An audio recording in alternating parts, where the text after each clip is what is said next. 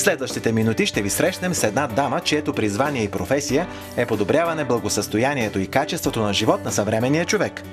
Казвам се Анна Тодорова и работя като психотерапевт.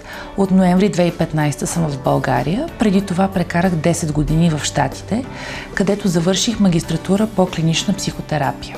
И специализирах в психологична травма и зависимости. Последните няколко години бях там и работех в агенция. Сега съм тук, отворих кабинет и с голямо удоволствие практикувам в България и много се радвам да съм близо до семейство и приятели и се надявам да въведа иновативни интервенции и техники от САЩ в борбата с психическите проблеми и предизвикателства. Анна Тодорова е магистър по клинична психотерапия и по международни отношения и световен мениджмънт от университетът в Финикс, Аризона. Член е на Американската психотерапевтична асоциация и национален сертифициран психотерапевт към Съединените американски щати.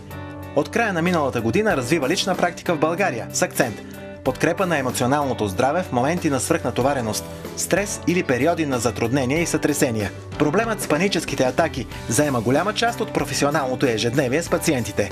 Най-честите проблеми бих казала, че са депресия от всякакво естество, много силна тревожност и по-специфично паническите атаки са нещо, което е голям проблем и в България и в САЩ. Зависимости, като не става дума само от субстанции, като алкохол и наркотици, но друг вид зависимости, любовна зависимост, от пазаруване, от хазарт, които имат много подобни симптоми, като зависимостите от субстанции, както и загуба на близък и, разбира се, семейни проблеми. Това е, може би, второто най-често срещано.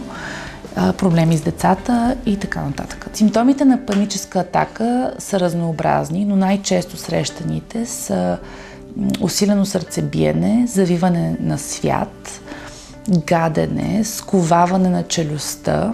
Някои от моите клиенти споменават парене в гърдите, свиване в гърдите, чувство, че ще поудеят или че всеки момент ще припаднат и нещо ужасно ще се случи. Това са най-чести симптоми на паническата атака. Кажете ни какви са причините за появата на паническата атака?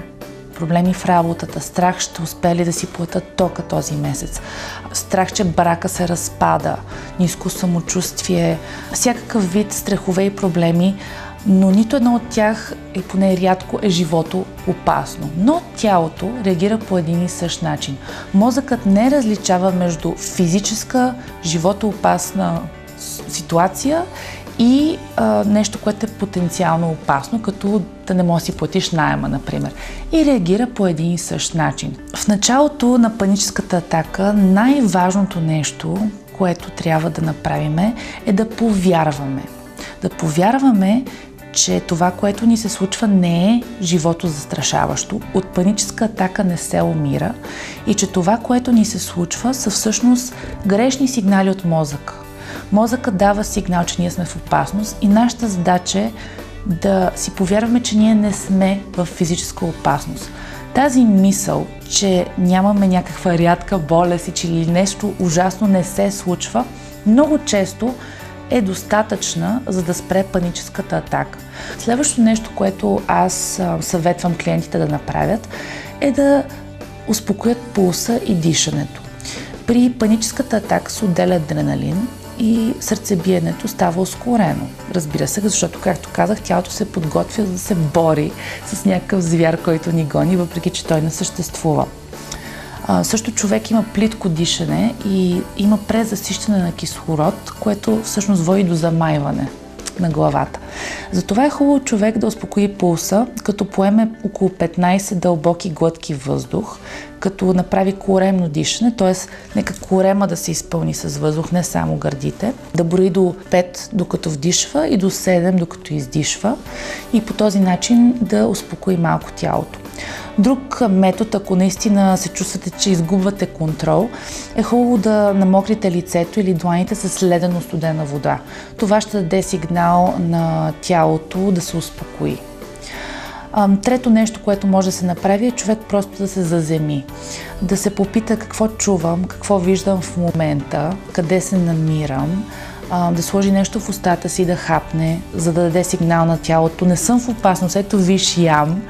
и това е друг начин човек да се успокои. Започвайки да работиме с тези методи на успокояване и дишане и това повтаряне и конфронтиране на мисълта нещо не ми е наред с всичко е наред, ще съм окей, забелязваме, че постепенно в рамките на 1-2 седмици паническите атаки просто спират. Или ако почнат, само за 1-2 минути клиента се научава да ги спре и намали, което му помага да ги преодолее и да продължи с всекидневието си. Моята цел е да помогна да се разпространи това разбиране и в България, че емоционалното здраве и физическото здраве са неразделни и е изключително важно човек да се грижи и за двете. Стресът, както знаем, е най-големия убиец. Един от начините да бъдем здрави по всякакъв начин е да отделяме внимание и да се грижиме за нашето емоционално здраве.